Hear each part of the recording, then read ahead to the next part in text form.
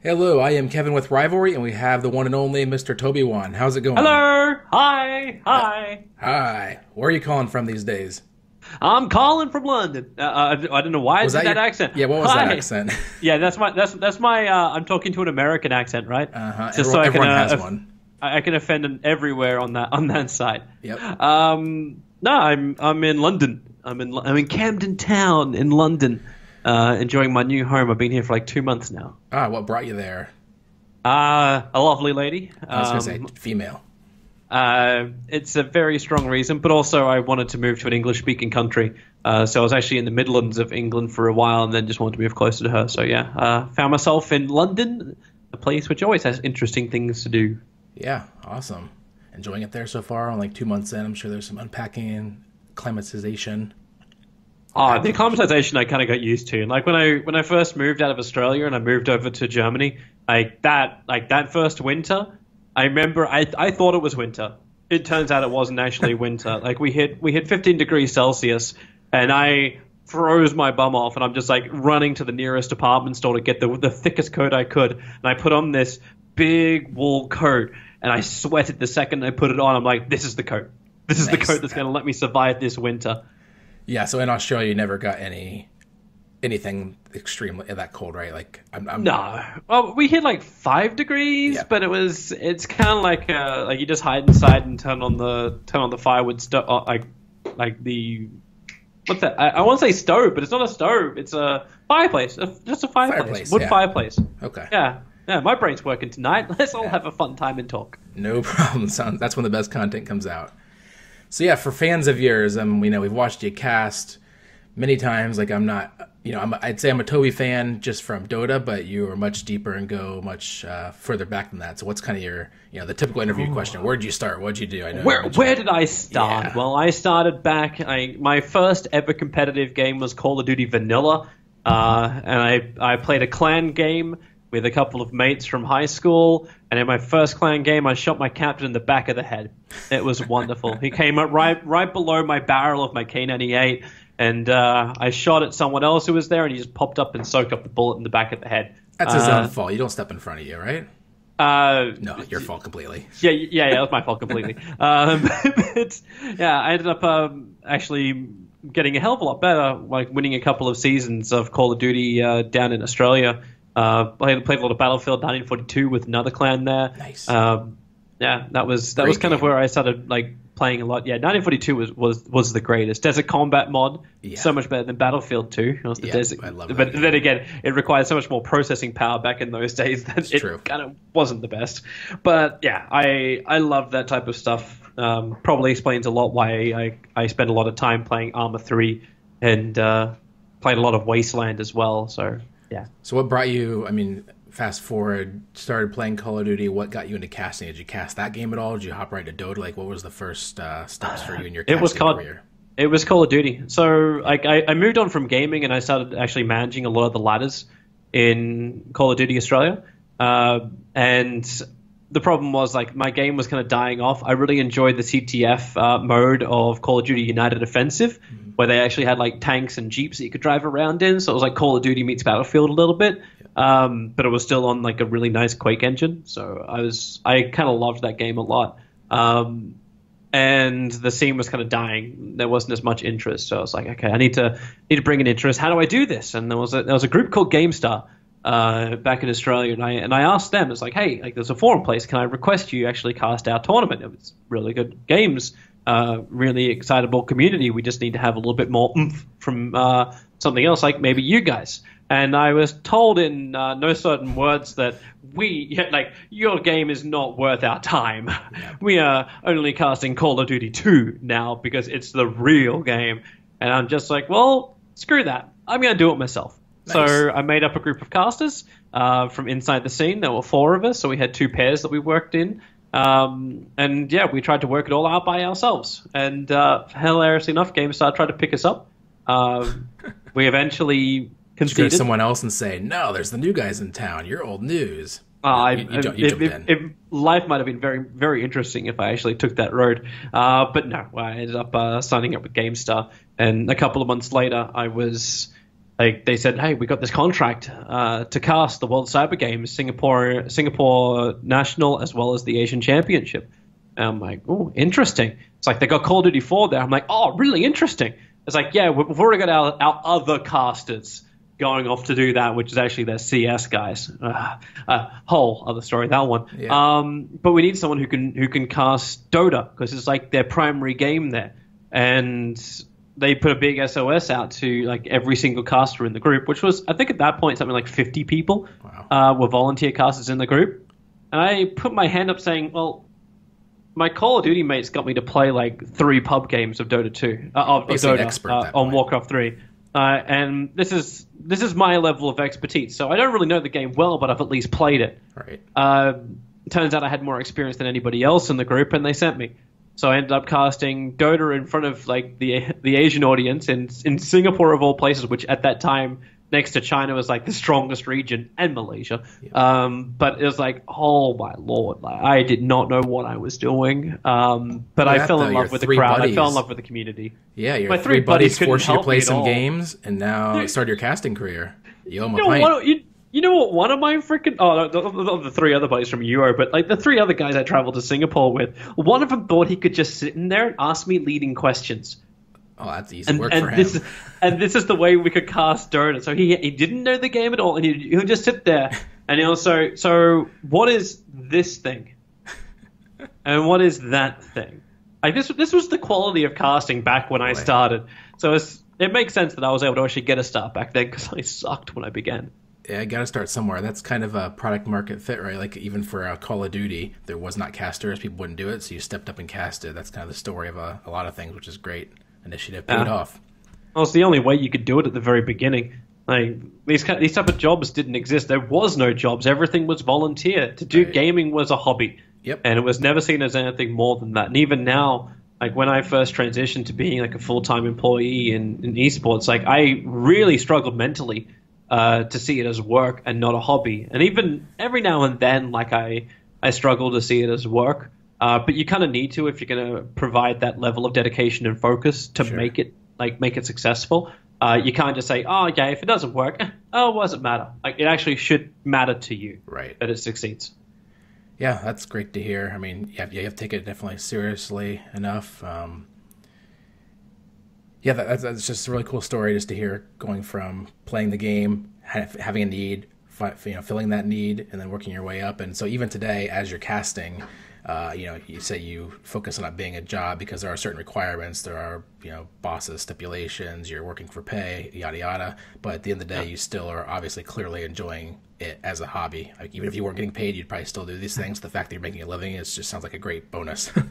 Yeah, it's only a mental switch you have to do. Like, of course, I'm not going to sit there and go, oh man, I got to do work. Right. Oh, what my life? Why do they have to choose this? I'm not like that. Yeah, I still love doing what I love.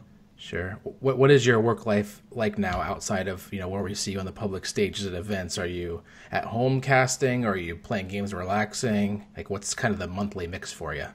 Monthly mix for me, it kind of changes from month to month, because some months like there is no downtime, like it's just full traveling, it's events and events and events, and that's all. Yeah.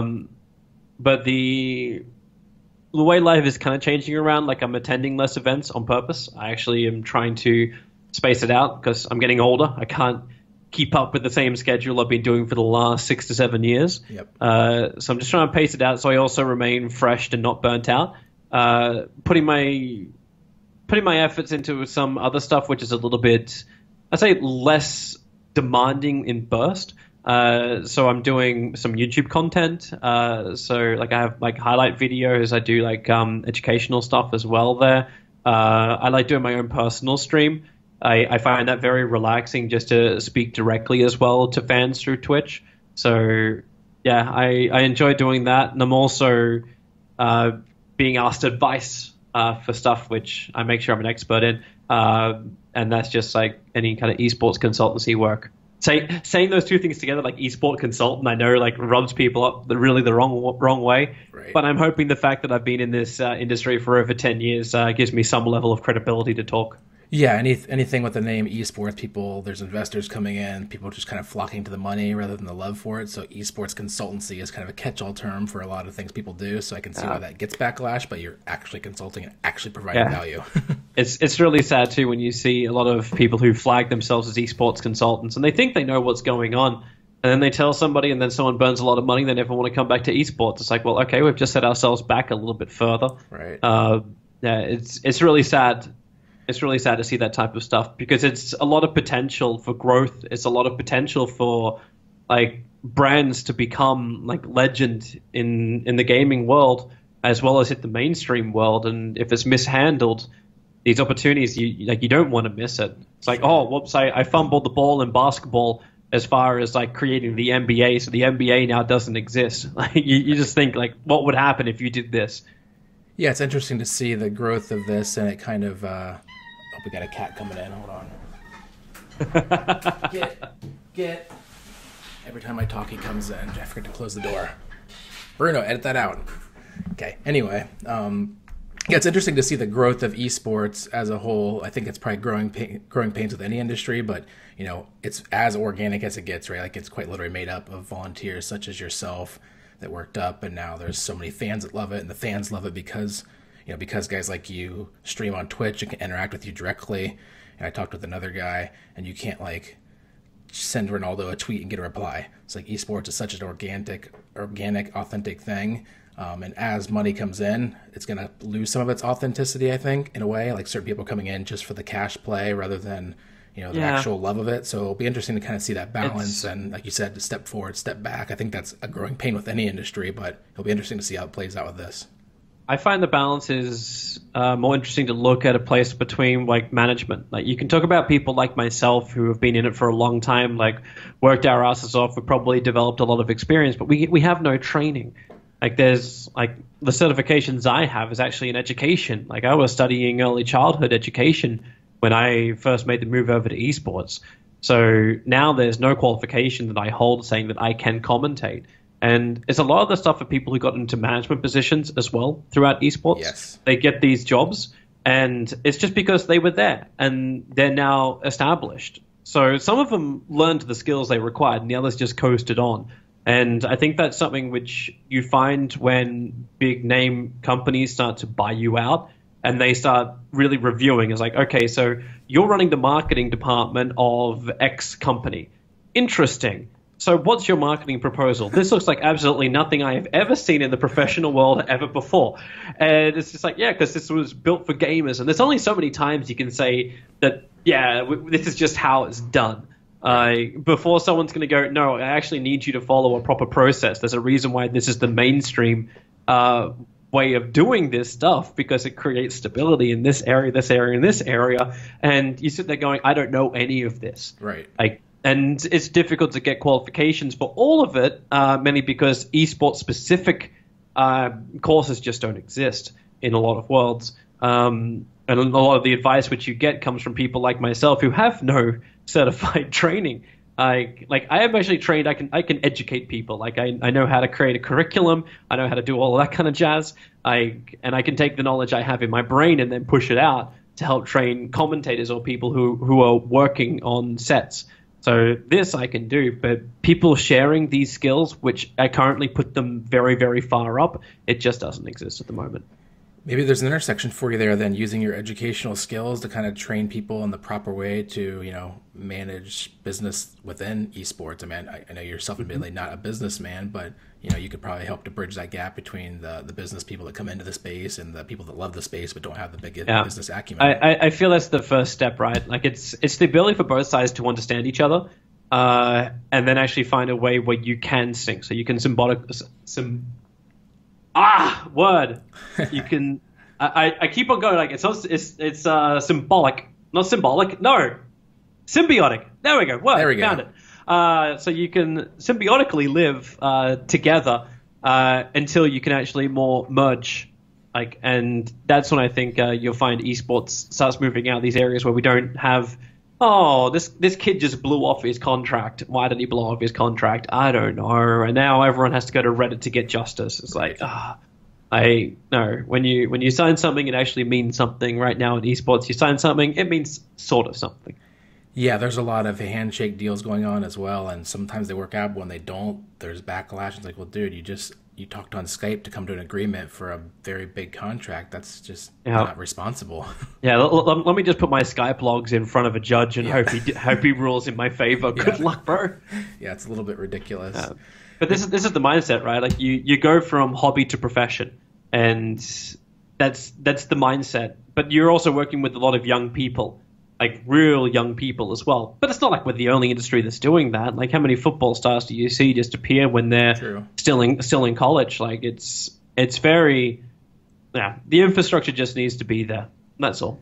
Yep, like it's any immature space probably starts this way, so we can whine and bitch about it. But I think the people in it care enough to kind of see it through and make it work. Yeah. I mean, as far as the esports scene as a whole, there's obviously a whole lot of things you love, and I mean, throughout your history, do you have like a moment where you're sold on esports, whether as a fan, as a caster? Like, was there a moment where you just were like, oh, this is great, this is awesome? Like, was there ever a moment, or was it kind of a compilation or assimilation of many things over time? It's definitely a compilation moment. It was awesome for me just to be involved in it. It wasn't like, oh, esports as a whole is going to succeed. Right. I thought that for a bit, and then the financial crisis hit, and then all the funding went out of Asia, and everything which I was sort of about to work on disappeared. And I'm like, oh, damn it. But it did give me like a vision of the potential future. Like, if the money does come back, how possible this will be. So I thought it could be sustainable enough that there could be full-time jobs in it. I didn't know if it would get really big. Like, you could always see the difference between esports and gaming. Like, esports is such a small fraction of the gaming market, but it's such a huge percentage of the marketing of the gaming market. Sure. So it's this interesting relationship that the two have to each other, where obviously esports wants to still stand alone and like independent of just marketing budget. But I looked at it, I'm like, I can see where a large amount of money can come into this scene. I could definitely see it branching off into an area which a lot of the current people will be very, very sad about. But if it's handled correctly, this will become mainstream sport. Yeah, absolutely. And one thing that exists in mainstream sport, which does in esports, but in a crazy, ridiculous, unregulated fashion in some case, is betting. I know we probably have a difference of opinion in whether betting has its place in esports, so I'm curious to get your thoughts on betting in esports. Is there a place for it? Should you stay away? Are skins a cool thing? Is cash betting a cool thing? Like, what are your thoughts on it? Do you love it, hate it? It's such a fun, like, it's always a fun topic because everyone is very polarized on the issue. Yes. And I find a lot of people get polarized, one, because they're like in defense of everyone who doesn't know how to properly spend money. Like, because you're marketing to the gaming crowd, and a lot of people, when they look at the gaming crowd, are thinking about teenagers, very young children. These are the people who you need to protect, who don't know how to manage their finances, who are open to scams because they don't know any better. Yep. So this is what would normally like give you that knee-jerk reaction when someone hits you in the knee, and you kick back. It's like, okay, I won't get involved in this. But at the same time, like, betting is most definitely part of the industries in every other mainstream sport. Like, sometimes it actually becomes the sport. And I think that's the other side of things where people will go negative about it. They don't want their sport controlled by people who just put money or virtual money, and that's where like skins is basically, in my mind, virtual currency. Sure. So it's whenever as good as money. It practically is as good as money. Like, there's enough ways to get it out of the virtual currency that you can translate it into food on your table. So yeah, it's as good as money. So when you look at these type of things, I'm like, okay, it's a lot of bad things that come along with it, but at the same time, like, a lot of that money goes into funding. Like, when Valve pulled out their sponsorship, like, now no tournament can really run a compendium. No one can do fundraising through cosmetic items. This just doesn't exist anymore for non-Valve events. And in Dota 2, this really hurt us. And who picked up the slack? There was a couple of non-betting sponsors that stuck around a little bit and still pumped in money, even if they couldn't become a major, or if they couldn't become like the biggest thing out there, or get involved in the biggest thing out there. But it was mainly betting companies that stepped up and said, you know what, I think we still have a good market here, because like the market for betting companies still existed, right? You still had games which you could then put bets on. So this made sense. Everyone was still looking to buy skins in some kind of way, so it made sense for them. So in a lot of ways, while people will probably hate it, I think they also have to realize that a lot of these tournaments would not have existed without that sponsorship coming in. So it's sort of a deal with the devil, but it's not the devil you understand. Yeah, that's very well said. And there actually might have been deals with the devil. There could have been. I'm not talking to specific sites, but there's certainly sites and properties that exist that do not need regulation. There's no way we're going to say, yeah, every betting company is fantastic. You should really thank them for putting money into your esports scene. There are definitely scams out there, and this is that whole like reaction, right? And you can understand it where people go, just be careful. Like, I'm fairly certain you didn't just win $1 million off an Indian prince. So don't reply that email with your credit card details. What's interesting is I think consumers are getting smart enough. I mean, if you're explicitly targeting young kids, you're going to be able to be predatory, and that's just ridiculous. But there's a difference, I think, between scam sites, which blatantly take your money, but then unregulated, unlicensed sites. There's sites that will, they're not going to take your money, but they're not operating legally, so they're not requiring any, or they're not following any kind of legislation. So 14-year-old Bob from the U.S. can absolutely go on there and bet. And that's where the whole thing should get a lot of heat, because it's just not acceptable, right? First off, you're not allowed to bet if you're a U.S. citizen. Second off, you shouldn't be betting if you're 14 years old. So I think that's where we'll kind of see maturity of the space coming. And that's kind of what we're trying to do is get, become regulated, become licensed, so that only people of age in countries that are allowed to do it can place $5 in the esports match and get a little more fun out of it. That's what we found. You just need the infrastructure, right? That's kind of it. But no one really knows exactly how to handle esports. Like, we can talk about education for people in management positions, but like esports is still very new. Like, we're in adolescent stage, and I really don't believe we've hit maturity yet. Even if money is starting to roll in, it's like, okay, we've hit maybe like 17, 18, and our dad just bought us a really brand new car. And we're going to make sure we don't crash it into a tree. Right. That's kind of the status of esports at the moment. But yeah, there's a lot of infrastructure which still needs to come in. People need to work out exactly what esports is. And this is also a generational thing. The guys who are setting down the laws, the guys who are currently in positions of power, don't understand the technology or understand the online connected community.